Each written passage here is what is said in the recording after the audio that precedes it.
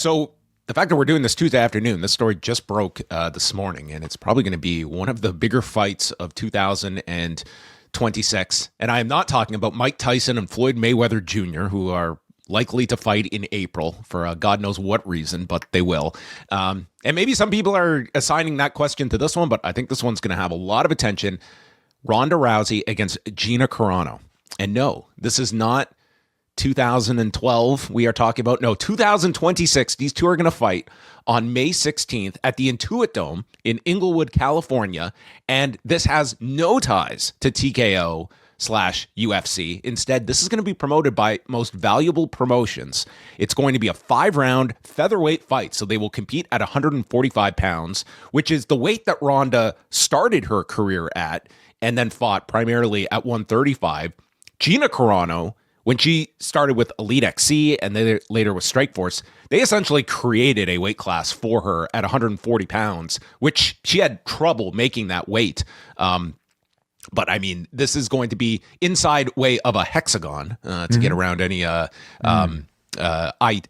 issues. Like Strikeforce.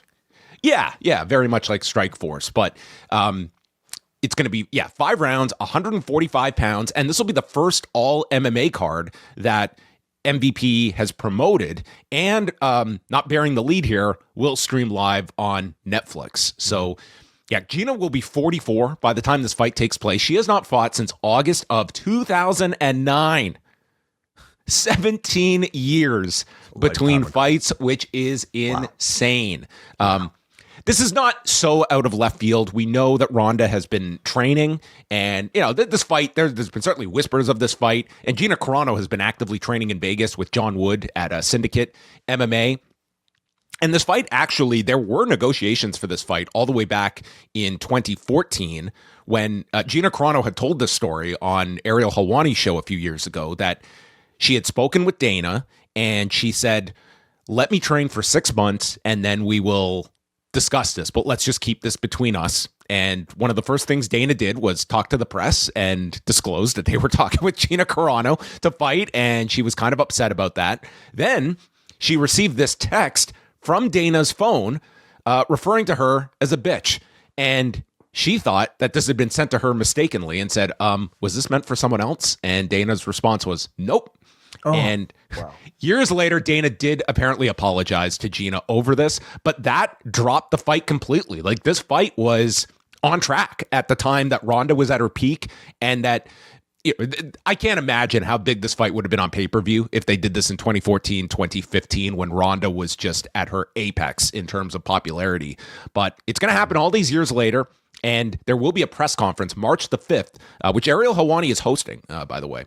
So, this is again, this is one of those MMA fights that you are the target demographic to have interest in this, and it is streaming free on Netflix. And I think this is going to be a pretty big deal, even though this is going to come with a lot of issues attached to it, not the least of which are Ronda Rousey's own admitted concussion issues that she has detailed extensively in her book. And we will see if there is any how stringent the California State Athletic Commission is when it comes to, and how honest she honestly was in her book. I mean, let's take that at face value as well. Yeah. And also, not to mention, like, this is certainly the most high profile thing Gina Carano has been involved with since her firing from Disney. Yeah. I don't think everyone knows this story, or at least is not as familiar with it, but of course, she was part of The Mandalorian on Disney Plus, and back during the pandemic, she had posted this image on Instagram and alluding to comparing those on the right being persecuted for their political views, and posting this photo comparing it to Jewish people during the Holocaust. And this was met by Lucasfilm dropping her completely from the series. Her talent agency dropped her, and she sued Disney and Lucasfilm over this. It was a pretty prominent lawsuit because Elon Musk was funding it, and they eventually settled over it. But she kind of became this figure on the right to represent cancel culture because of what she had stated. And like that will, I'm sure, come up in a lot of these stories, because that is the most familiar. A lot of the media would be familiar with Gina Carano was this fallout and being fired from The Mandalorian. Yeah, so you have that attached to things. I mean, simply the fact that she's much more famous now than she was during her MMA career. But like always had that attachment to her. I'm sure. I I think this will draw a lot of attention. I think this is going to be really big. I'm certainly interested, and it's one of those where I wonder if Dana is regretful with the way he treated all of this, because I'm sure TKO would have loved to have this sort of attention for. And Ronda has never had that fallout. Like, she has always been a Dana White supporter, but in her post today, I mean, she announces this fight and categorizes it. We're partnering with the Fighter First promotion, most valuable promotions, along with Netflix. So, I mean, whatever you want to read into that, it's not so much surprising to me that like this fight is happening. Ronda Rousey doing strict MMA. This is not boxing. This is not some hybrid rules. It's like strict MMA and away from UFC. And that Netflix is promoting like MMA outside of UFC. I think all that is very interesting to this story. Major, yeah. And hard to think of, I think, of a match that can break through the mainstream concerning like two actual people with MMA fighting backgrounds, then maybe this, like Ronda Rousey coming back to MMA is a major deal that I think it's going to be this and the White House card this year that are going to be the two breakthrough events, I think, for MMA.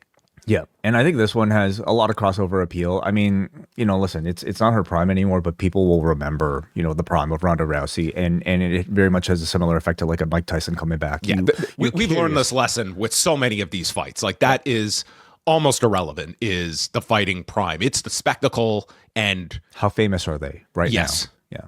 And quite frankly, this is a much more palatable, if you're going to put Ronda Rousey in a fight, and granted, like the concussion stuff is very concerning and there should be a lot of scrutiny of the commission to be monitoring that, because she paints a really bad, like the fact that she was getting concussed off slaps from Stephanie McMahon in WWE. But casting all that aside, I mean, like if she's going to come back, like this is a fight that is, I think, going to have less risk than, some of the ideas thrown out there, like boxing Katie Taylor, for instance, which would have been leading this woman to her slaughter, as the opposite here. Like, she's fighting a 44-year-old Gina Carano that, again, has not fought since, according to Aleister Black, Randy Orton's prime. That is its own curiosity. I mean, I feel like, Ronda, even at this stage, is a very heavy favorite, just considering, I think, even the caliber of her past opponents.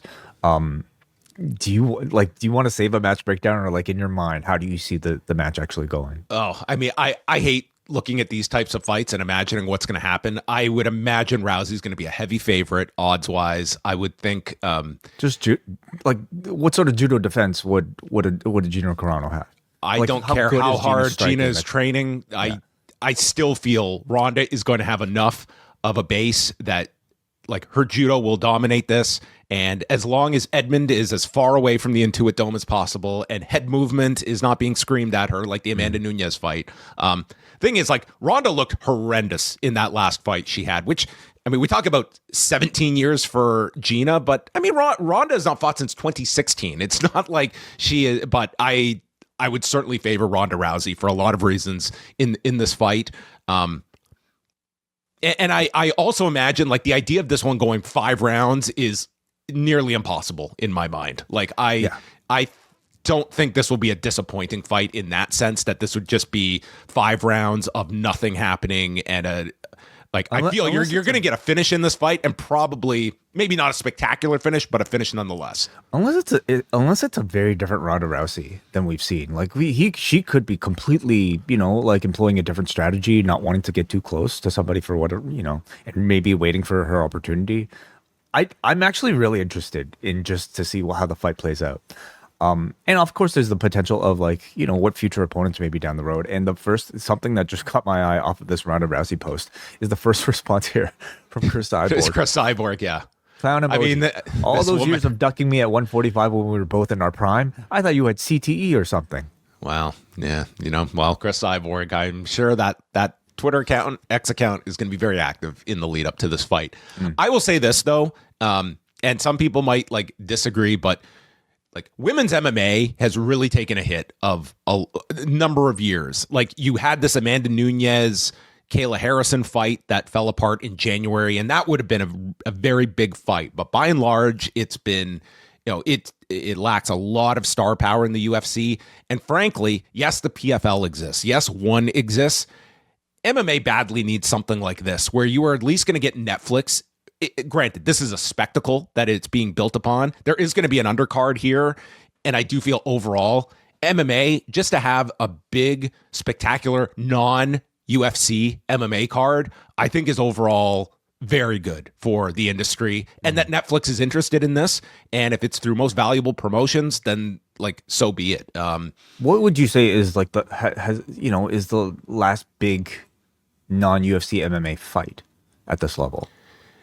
Bellator, when it was doing some of its big freak show style fights with Kimbo Slice and Dada and Ken Shamrock and Hoist Gracie, again, which was kind of the same model of going back to stars from the past, and they're that much older, but it did command a big audience. I think you have to, throwing out UFC, I think you have to go back to the last wave of Kimbo in Bellator for something of this level. Unless you're in Japan, where Ryzen has had some really big cards over the last year, but I don't think that has penetrated as well into. And that was a Netflix, and I would argue Ronda's a bigger name than Kimbo was.